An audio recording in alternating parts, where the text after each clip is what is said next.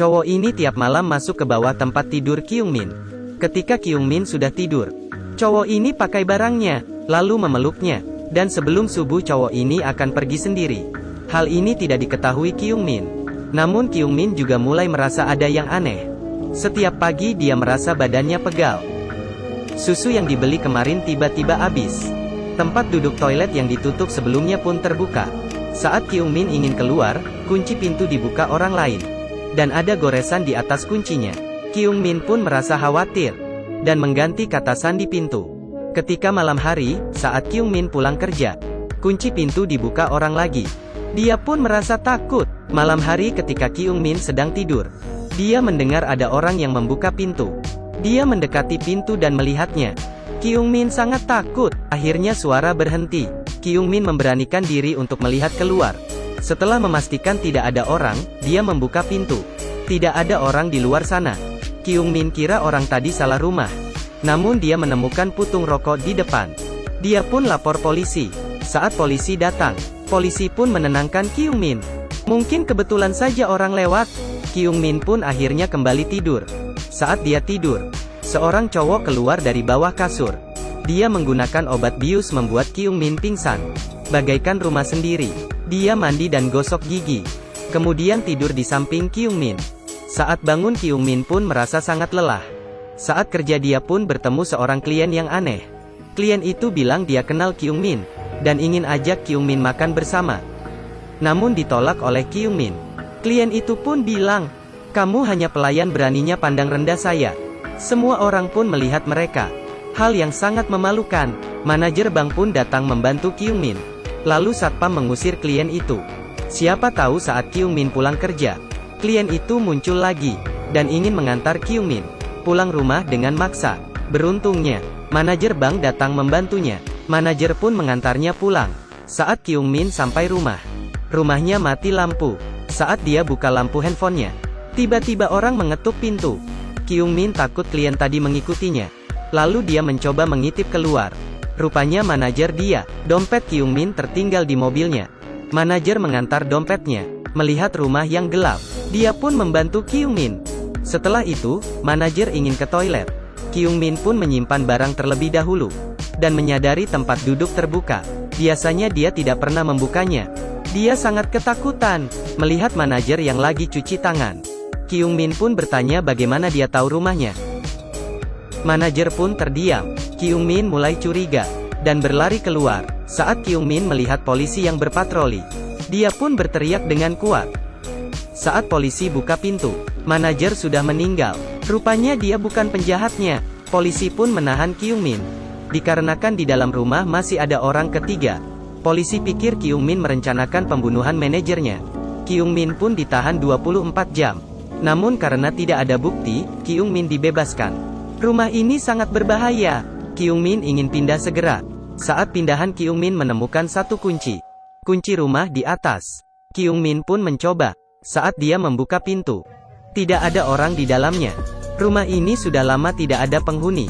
Kyung Min mendapatkan informasi pemilik rumah ini adalah wanita. Namun tidak ada yang menjawab. Saat dia memeriksa transaksi bank, wanita ini setiap hari Sabtu jam 1, akan belanja di minimarket sebesar 3.200 yen. Kyung Min mengajak teman ke minimarket. Pada jam 1 ada seorang wanita yang belanja 3.200 yen. Mereka pun mengikutinya. Namun sampai di salah satu simpang, Kyung Min berpisah dengan temannya. Kyung Min melihat sebuah rumah yang aneh. Kuncinya mirip dengan kunci rumahnya. Dia pun mencoba kata sandi acak. Namun selalu salah. Lalu dia pun mencoba kata sandi dia sendiri. Setelah itu, pintu terbuka. Temannya berhasil mengejar wanita tadi. Namun bukan orang itu yang mereka cari. Kyung Min pun masuk ke rumah itu.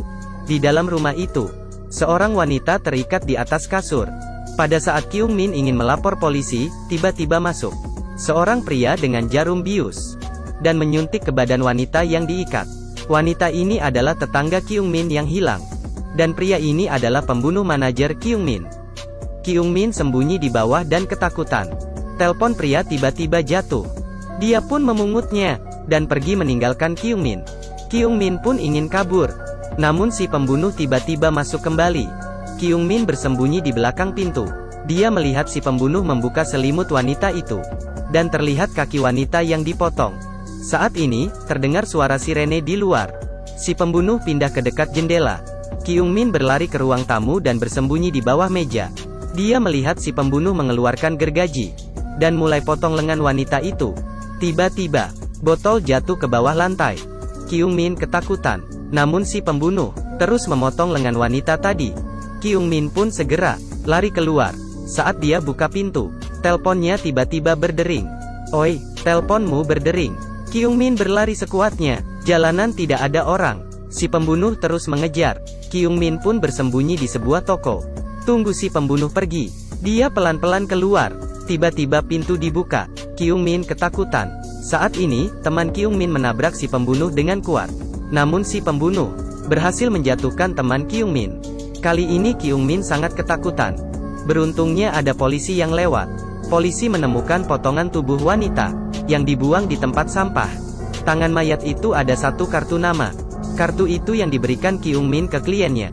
Polisi pun menangkap si klien itu. Klien itu mengaku tidak membunuh orang. Dia tidak akan menggunakan cara sadis, memotong lengan orang. Tapi polisi tanya, "Saya tidak bilang korban itu dipotong. Bagaimana Anda tahu?" Si klien menjawab, "Karena saya seorang tukang kayu. Saya tidak akan memotong potongan yang begitu jelek." Saat polisi melihat jam yang dipakainya, teringat kata Kyung Min. Dia ada lihat si pembunuh juga pakai jam seperti itu. Dan dapat dipastikan si klien adalah pembunuh. Case ini bisa diselesaikan setelah hasil sidik jarinya keluar. Demi keamanan, Kyung Min pun pindah ke rumah baru. Dan karena sidik jari tidak cocok, si klien dibebaskan. Saat pindah ke rumah baru, Kyung Min mendapat kiriman. Isinya telepon yang dia jatuh di rumah pembunuh. Dan dalamnya semua foto Kyung Min lagi tidur. Belum sempat ketakutan, teman Kyung Min pun telepon. Ada pria yang tidak dikenal. Sang pria masuk ke toilet. Dan saat temannya masuk rumah, temannya dibius hingga pingsan. Kyung Min segera lari ke rumah temannya. Saat ini, sang pria lagi siap-siap memotong kaki temannya.